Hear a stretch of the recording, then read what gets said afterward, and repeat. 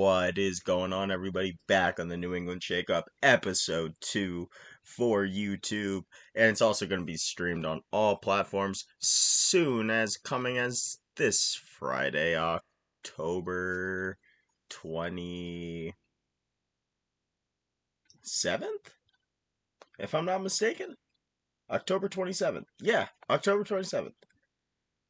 Okay, so New England Shakeup will be streamed on all platforms, including Apple Podcasts, YouTube. I am trying to work a deal in now. Not gonna name any names, but trying to work on a deal with someone right now to try to get it on somewhere else, get a lot more viewers in here. But for episode 2, this is what we're gonna get into. What has made the Patriots so successful for the last 2 decades? Well, I think I elaborated a lot on it yesterday, but I'm going to elaborate on it a lot more. Because I don't think that Bill Belichick's getting his due props that he actually deserves as a head coach. And, people are saying that this guy's just a defensive coordinator, but, dude, this dude was the reason why Brady was drafted, okay? So, let's not take away his flowers just because a 1-5 start. All right, there's no chance the Patriots make the playoffs this year. Any New England fan who sits here and says that there's a chance, it's very, very slim, very, very slim. And the chances right now at them making the playoffs with their strength of schedule at number 4 remaining in the NFL, Patriots have to tank. Like I said yesterday, they have to tank. And they have to tank for maybe not a quarterback, maybe not an edge rusher, but maybe like a Marvin Harrison Jr. could help out Mac Jones. Maybe him getting revitalized with someone like Jerry Jeudy. Do the Patriots make a call at the deadline, try to bring Jerry Jeudy in? Maybe it's not a for right now move, but it's for a future move. Mac Jones and Jerry Jeudy, going back to their time at Alabama, they have chemistry. They have chemistry.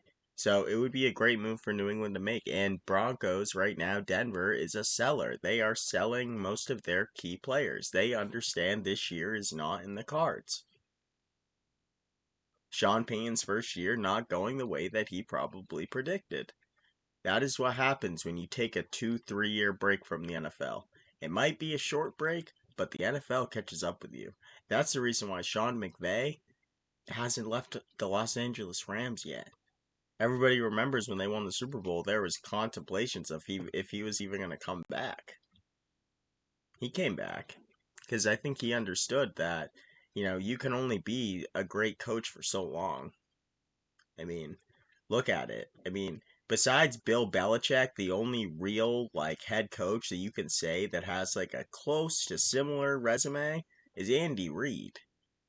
That's the only person in the NFL right now that you could say, yeah, he's pretty he's the closest to Belichick because he's got the quarterback. Andy Reid has the quarterback. He's got Patrick Mahomes. He's got the quarterback for it. There's not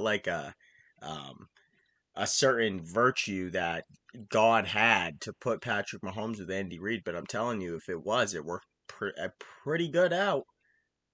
Worked pretty good. Getting to my next point, Andy Reid had teams in Philly. Andy Reid had Donovan McNabb. Andy Reid was leading them to Super Bowls with Donovan McNabb, and everybody remembers what Donovan McNabb looked like when he wasn't with Andy Reid. Everybody remember those Washington days of Donovan McNabb? What about the Viking days of Donovan McNabb? Everybody remembers those. Everybody wonders why there was such a tail off, why he wasn't so good. Maybe because he didn't have the quarterback whisperer like Andy Reid. Andy Reid is a quarterback whisperer. Call it what you want. People say Bruce Arians is. I say Andy Reid is. And I think Andy Reid is a far better quarterback whisperer than Bruce Arians. I'm sorry. Steelers fans, I'm sorry. It's not even up for discussion now. because Andy Reid took an Eagles team with Michael Vick and brought them to the playoffs. Andy Reid took a team with Alex Smith, brought them to the playoffs, won consecutive AFC West titles with Alex Smith at quarterback. Everybody remembers what Alex Smith was without Andy Reid. Everybody doesn't remember, though, all those players, that I'll talk about.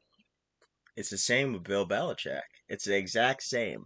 If you guys think about it, similar player, just got back to New England this year. Just a prime example, J.C. Jackson, okay? J.C. Jackson was with the Patriots and basically an all-pro type of player in Belichick's defense, okay? And then he goes to LA, where they're running a completely different defensive scheme. He has to play a lot more man coverage, and he gets torched. He got torched in that defense. He got torched. So you're telling me now, going into next year, the Patriots could have like a top 5 draft pick?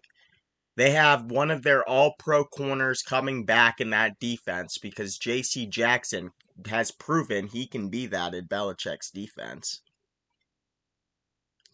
Yeah, okay, so you pick a quarterback. You go new. You trade Mac Jones for a 5th round, 6th round pick.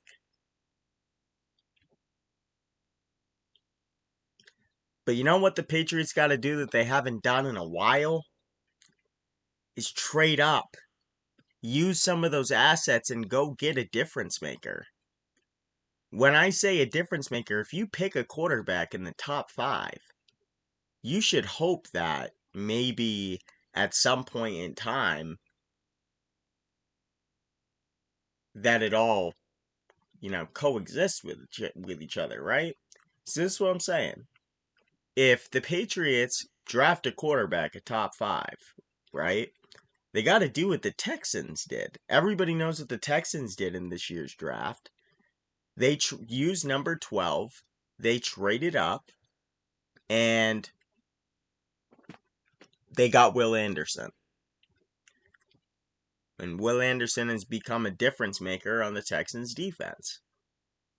You're gonna need both. But for the Patriots, defense has never really been the issue. This year, yeah, because you're without Judon, you're without Gonzalez. Yeah, of course you're gonna be 29th in defense. Of course you are. You're without your top corner, and you're without your top edge rusher. You're gonna lose games. Happens. Look at all the teams that have lost their best pass rusher and their best corner, and you tell me what their record is. Because Christian Gonzalez this year proved he was the Patriots' top corner. He proved that. He proved that pretty quickly. Proved that basically through the games that he played to start the year. Patriots got to remain humble. They got to remain calm. They can't make a rash decision just because they're 1-5.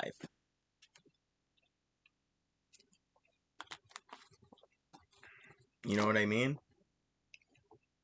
They can't expect themselves to go draft a quarterback, go make a trade, go get a T. Higgins or a Mike Evans or somebody like that, and the problems are just all fixed. The offensive line is terrible. Terrible. But at the same time, Mac Jones can't get the ball out of his hands in less than 3.5 seconds. So there's not really, is it the O-line? Yeah, we've seen it where they can't hold up protections. Definitely, we've seen it. But some of it also is on Mac. Mac has to get the ball out of his hands quickly, and that's also on Bill O'Brien. If Bill O'Brien's not designing plays to get the ball out of Mac's hands early on, get him into a rhythm early, then how does anyone expect the Patriots offense to excel? If you go back and if you look at Mac Jones's tape when Bill O'Brien was the offensive coordinator at Alabama, most of their plays were runs, screens, and Mac Jones hitting somebody on a slant route.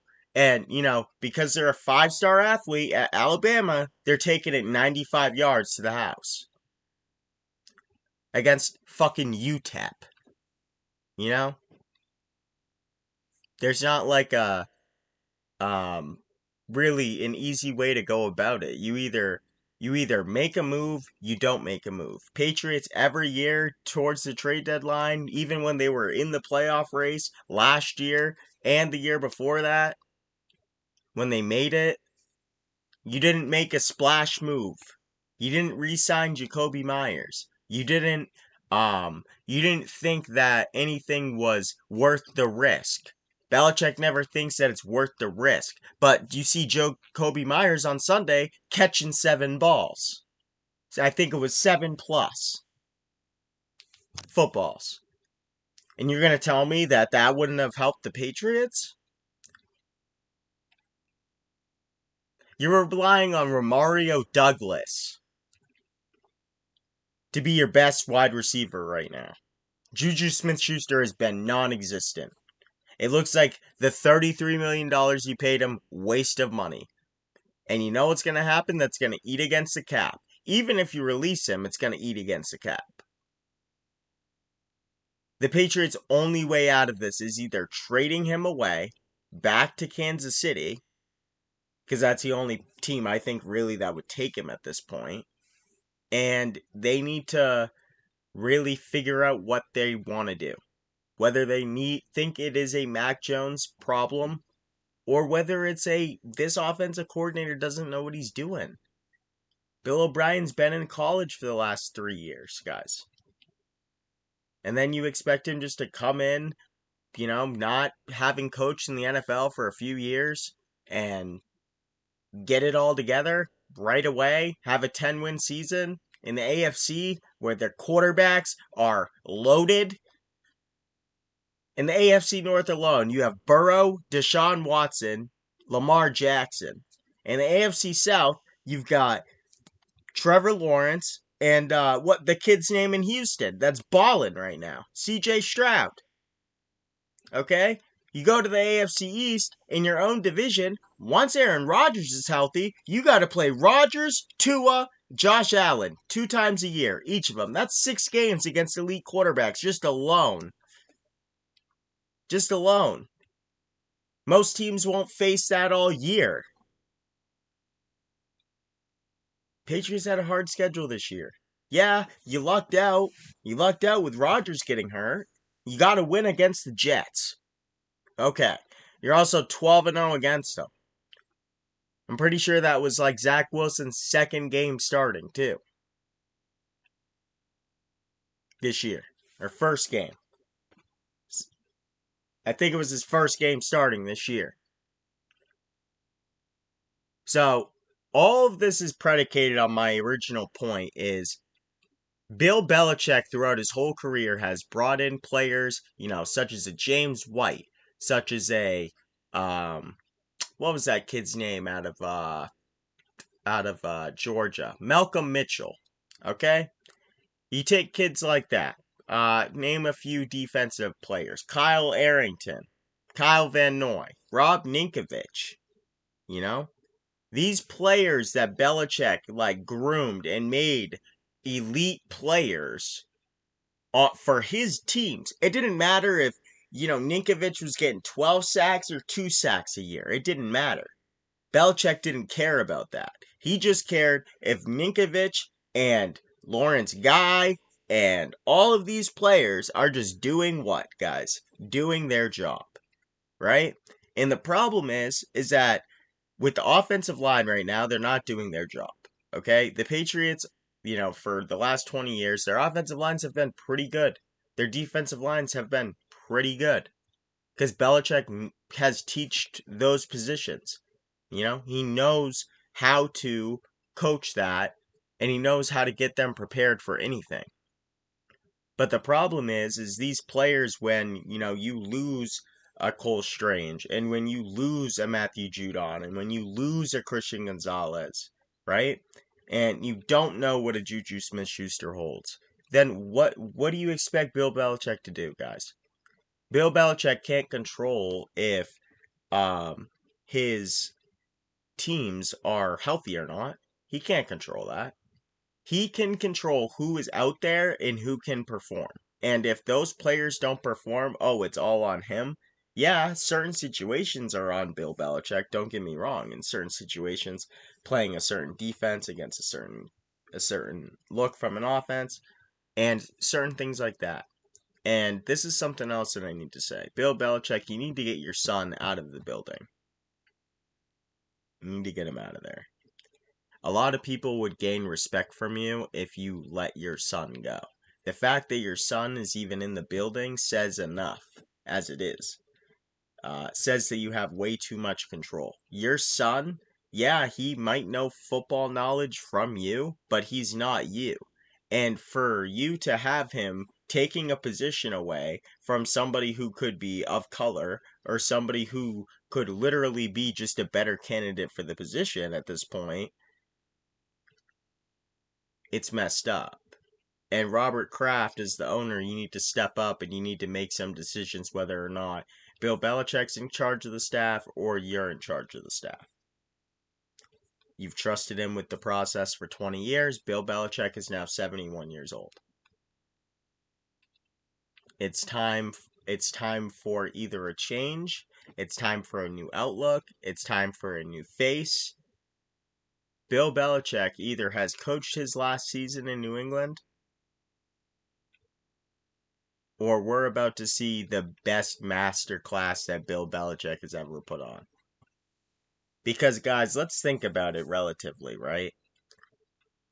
Patriots really have never been in a position, right, to draft a top quarterback except for like Bledsoe, right? When Bledsoe got drafted there, I'm pretty sure he was a high pick. But I don't think Belichick might have been the one to that make that, but I don't think he was. So let's say he wasn't, right? So Bledsoe was paid $100 million, and Belichick saw something in Brady that Bledsoe didn't have, right? And it was an it factor, right? And what was that it factor? That it didn't matter who it was around him, he would make plays, right? You look at people like Aaron Hernandez, Rob Gronkowski, Brandon LaFell, Danny Woodhead, Julian Edelman, Dion Branch, back in '04, right? All these players that have came and gone or just had a career with the Patriots to begin with. Anytime they've gone anywhere else, their success has never been the same. Yeah, some players are lucky enough to say that they won a Super Bowl when they left New England, like LeGarrette Blount, right? When he won with Philly, right? But like not a lot of players can really say that they left New England and won something, and that's the reason what the point that I'm getting to right now is. What was the reason why, Brady took those pay cuts and Brady didn't not play for like $45 million a year or $30 million back then, 25 or whatever it was, the cap back then, right? It was because Belichick had a way of bringing players in that would have been on a higher salary, but Brady knew it would have won them Super Bowls, right? And I'm going to name one that just rings off the top of my head. Brady took a pay cut, okay, before the 2013 season, and I believe it cleared up like almost 18, $19 million in cap room because of how he worked his deal. And Belichick went and got himself probably the best defensive weapon that Belichick's ever had, and that was Darrelle Revis. And if anybody remembers that, Darrelle Revis played amazing that year. Darrelle Revis played amazing that year. And he was worth the money, and it ended up winning them a Super Bowl, guys. This is the reason why Belichick is a genius. The problem is you don't have Brady coming through that door, and you don't have the attraction of those players maybe taking less money to come and play for New England. You don't have that anymore. people are greedy now. People are trying to build generational wealth. And, it's not 2005 anymore, Bill Belichick, and he has to realize that.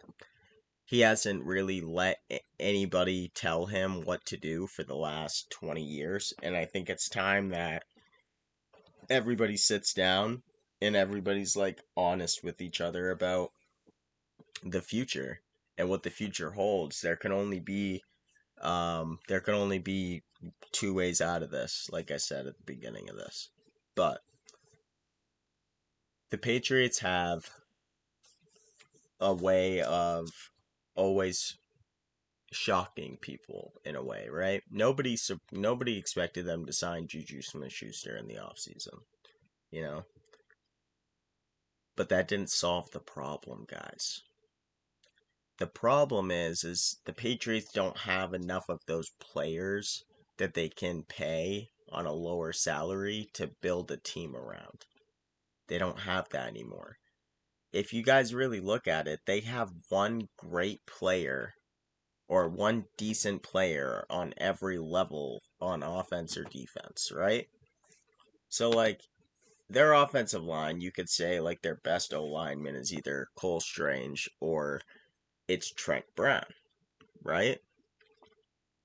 When you go to the defense, it's pretty obvious on the D line who the best player is. It's Judon, right? You go to linebacker, Jawan Bentley, right? And then you go to safety, or your secondary, and it's Gonzalez and Duggar, right? So it's like you can't really expect them if you only have one decent player on every level on offense or defense for them to, prevail and win games. So this is what I want to get to now. If there were like 100 beams pointed, down at Bill Belichick, and he had to make the choice of trading Mac Jones or drafting a quarterback, what do you think he would do? He's not going to move on from Mac that easily, guys. People think that it's just Mac Jones. It's not. It's not just Mac Jones' fault. Yes, Mac has made mistakes. He's got to learn from them. This is a learning experience for Mac Jones. The offense this year is created for Mac Jones to be a creator. And Mac Jones is not a creator. He's not a Patrick Mahomes. He's not a Lamar Jackson. He's not a Tua Tagovailoa to a degree. He's not a Brock Purdy. He's not going to make plays with his legs. And New England fans need to be ready for that. Brady never made plays with his legs. And when he did, they never saw it coming. And he was rolling out of bed like a cinnamon roll. Everybody knows. Everybody knows. Belichick and Brady, the only time Brady really ran was that quarterback sneak. Or if something really, really broke down and he had 20 yards of room and he trusted his 5'5", 40-yard dash. So, this is the biggest time for New England fans to kind of sit and relax because we're not going to be winning anything for a while. It's going to be a long time before the Patriots win again. It's going to be a long time before Bill Belichick wins again. I think this year is time. I think after this year, Bill Belichick will go home and he will say, I have given the game all I can. When Bill Belichick has a 1-5 record team, you know how like when people retire or like the end is near, right? There's kind of like signs, right? Right? So like when Kobe retired, right? There were signs that it was coming, right? The Achilles injury a few years prior, um, him not really having winning records, and we've seen it with a ton of people. Paul Pierce, when he left the Celtics, except for that shot he hit with the Wizards. Kevin Garnett. I mean, there's so many players and coaches like that you've seen over the last, let's just say 10 years, 20, 10, 20 years. And you've seen signs of when the end is near. And I think Bill Belichick is just I think he's just overwhelmed at this point. I think it's just becoming like an overwhelming thing for him to coach this team.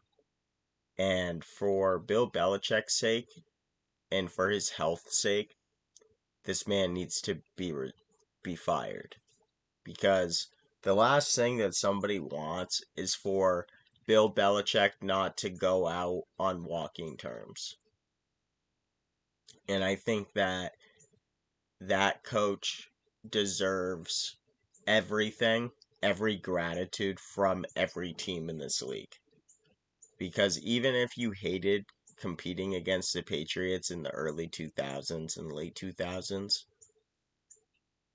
you have to you have to appreciate greatness. And New England, we have to appreciate what Bill Belichick did do for us, and we can't get greedy. That man gave us 6 Super Bowl rings in a course of 20 years. That will never ever be done again. 6 Super Bowls. Multiple Hall of Famers that weren't supposed to be Hall of Famers. Right? Multiple achievements, multiple AFC East titles, multiple AFC Championship appearances, multiple Super Bowl appearances. They had 10 Super Bowl appearances, guys. So every other year from 2000 to 2020, the Patriots were in the Super Bowl. Think about that.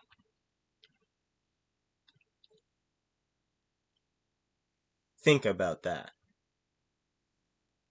For 20 years. Every other year. Don't get greedy. It's time to lose. It's time to suffer. It's time to remember the good times, the great times of Brady, of Gronk. And pardon my French, but nobody could fuck with us. Nobody could. We were a well-oiled machine. Nobody knew what was going on there. Belichick kept everything quiet.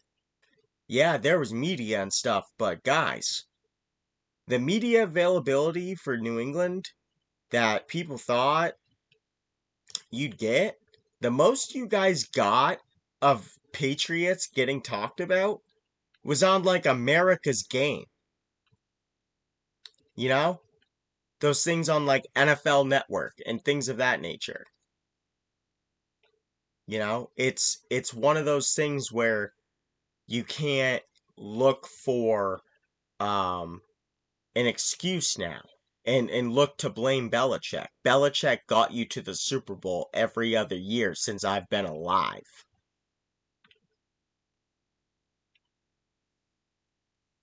Brady played for the Patriots until I was 20. And people want to get greedy. People want to say, oh, this team sucks. Oh, fire Bill Belichick. He sucks. He's old. He don't got it no more. I understand where people are coming from. But at the same time, it's like you're not appreciative of what he did do and what he did give you. He gave you guys a blueprint to winning for 20 years that no other team, no other culture in the NFL, no other owner could replicate. Do you guys understand that? I want you guys to go and look at the last team that won 10 straight division titles. I want somebody to Google that. It's very seldom it's happened. There was always a ticket punched to the playoffs. There was always a ticket punched to the AFC divisional. Why? Because Belichick made sure that the Patriots had home field. Because he knew how hard it was to play there for opposing teams. Coming to New England, if you're, in Kansas City, maybe it's not that bad. But if you're, a Miami, if you're Houston, Texas that plays indoors, all those dome teams that had to come to New England in December and January, that was hard. That was hard going from, you know, 60-degree weather, maybe 75-degree weather. I remember the 2000 and I believe it was 2007 AFC Championship game with the Chargers. Um, yeah, it was the Chargers when they had to come there, right? LA or San Diego where they were playing at the time, guys. It was absolutely gorgeous. 75-degree weather every day. Philip Rivers was chilling. He was chilling. But when he had to come to New England, that got cold. That got cold pretty quick. And teams really didn't come into New England and beat the Patriots in the playoffs. It just rarely happened. So going forward on the New England shakeup, we're gonna be deep diving into more sports analysis, more sports knowledge. We're also gonna have some faces on here for the next episode, but I hope everybody has a great Saturday. Today in New England is probably not great. People are probably not enjoying their day. It is very rainy, very dreary out today, and people are probably staying indoors, watching some college football, drinking some coffee, and relaxing. And I plan on doing that here in a little bit. But I hope everybody enjoyed episode 2 of the New England Shakeup, and I hope everybody has a great Saturday. And I will catch you guys tomorrow for preview picks and Sunday night football. Peace.